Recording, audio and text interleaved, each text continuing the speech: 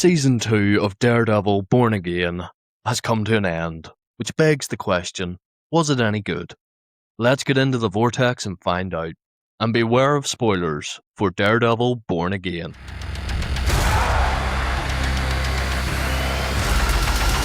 Holy shit, it's Matt Murdock. I think when looking at Born Again, it's important to recognise the major creative shifts that have been made throughout the development of this show.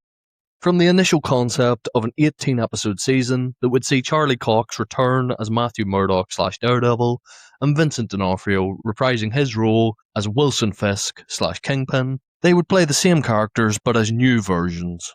This was scrapped halfway through production of Season 1, which resulted in a poorly stitched together Frankenstein first season. But has Season 2 improved upon this? It is certainly an improvement, but in all honesty, I don't think this show will ever hit the highs of the original Netflix show. The show tries to be too much. It tries to continue the continuity of the much-loved Netflix show. It tries to show its audience how mature it is with lots of graphic injury and swearing, but at the end of the day, the swearing constantly feels a bit much.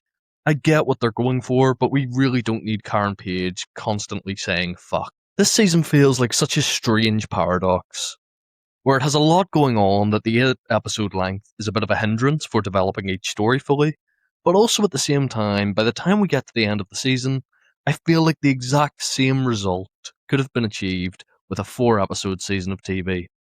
I was left scratching my head at so many of the creative decisions throughout this series. Why have a flashback episode to the Netflix era that doesn't expand about how Foggy got the information about Red Hook, or how he knew it was related to Vanessa Fisk? Instead, they just show you random flashbacks that happened before the original Netflix show. Why have Matt Murdock be so against killing Fisk, but also he's willing to work with Bullseye, who he knew when he was sent out would kill to achieve his goals? It just seems a bit counterproductive on Matt's part. Why have Jessica Jones come back and not give her much to do? The first episode she shows up in, episode 6 of this season, she shows up, she's in a couple of scenes, and then she disappears. And the same thing happened in episode 7, and then she's back again. I feel like there was a lot of this season that was cut out.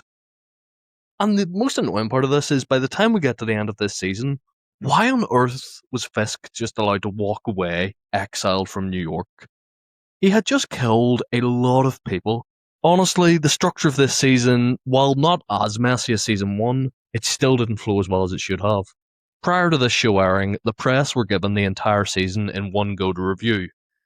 I think this had a big impact on people giving positive reviews, and comparing it to the likes of Daredevil Season 3. Saying there were scenes in this season that would match I Beat You from Season 3, which there just isn't.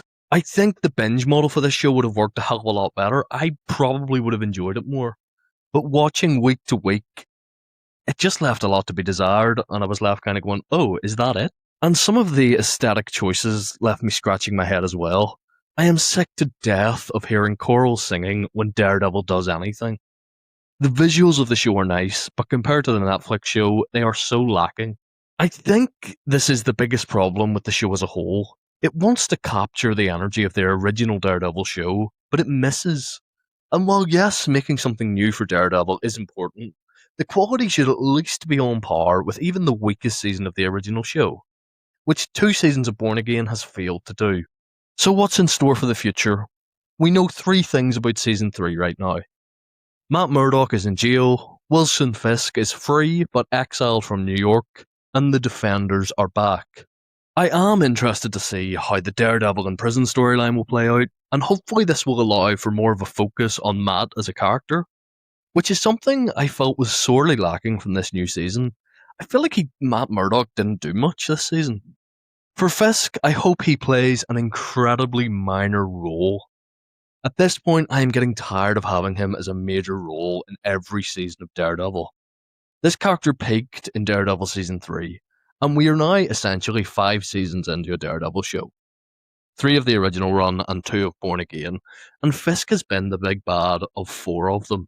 That's too many. He needs to go for a bit, put him to rest, and let some of the other Daredevil mythos be explored. Finally, for the Defenders, I hope their return is done better than Jessica Jones in this season, who really felt forced in and didn't have much to do. If you're bringing these characters back, it better be for a good reason, not just to try and appease fans of the Netflix shows. So there you have it, my thoughts on Daredevil Born Again Season 2. Let me know in the comments your thoughts, and if you enjoyed this video, be sure to like and subscribe. I've been Nathaniel, and I'll see you in the Vortex.